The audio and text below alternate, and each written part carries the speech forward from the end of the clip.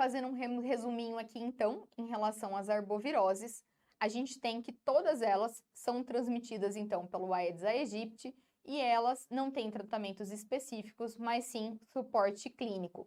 E lembrar da notificação obrigatória dessas arboviroses. Em relação à dengue, a gente tem que ela é a mais comum nas Américas, inclusive no nosso país, com transmissão vetorial.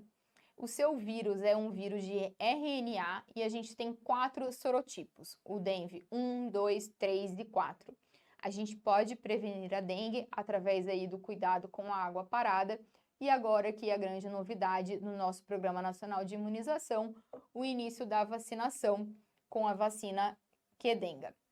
O quadro clínico da dengue o grande importante para a gente é buscar os sinais de alarme que eles que vão mudar a nossa conduta em relação ao paciente, que vão ser os quadros, os pacientes em que apresentam dor abdominal intensa e contínua, vômitos persistentes, hipotensão arterial, postural, sonolência, irritabilidade, tem uma hepatomegalia dolorosa, que pode chegar a mais de 2 centímetros do rebordo costal, hemorragias, uma queda abrupta das plaquetas, diminuição da diurese, aumento repentino do hematócrito, ascite, derrame pleural ou pericárdico.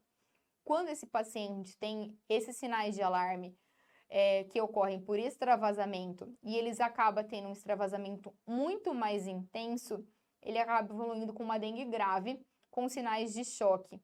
Ou seja, é um paciente com grande acúmulo de líquidos e que em criança, geralmente no terceiro dia, e pode ser acompanhada ou não da defervescência.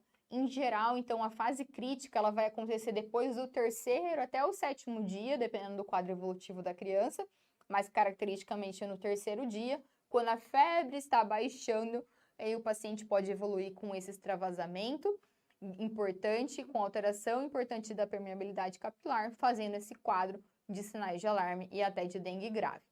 O diagnóstico vai ser feito através da sorologia ou do antígeno NS1, dependendo da época dos sinais e sintomas que esse paciente está apresentando. O NS1 até o terceiro dia de sintomas, idealmente, e as sorologias depois do 6º dia de doença. Tratamento, hidratação e suporte.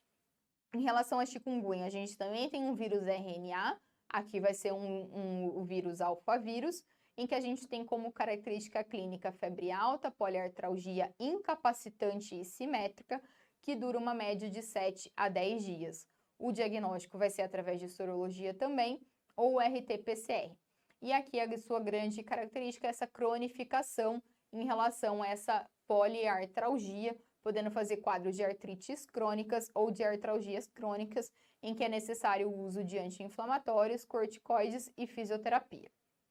Em relação à Zika, também um vírus RNA da família Flaviviridae, em que a maioria vai ser assintomática. Os sintomáticos fazem febre, exantema, artralgia e uma hiperemia conjuntival. E aqui lembrar da síndrome congênita relacionada à Zika, que pode levar a abortamento, mas grandes morbidades dessa criança, com microcefalia, microftalmia, cataratas, entre outras características, como ventriculomegalia. O diagnóstico, assim como na chikungunya, sorologia e o PCR.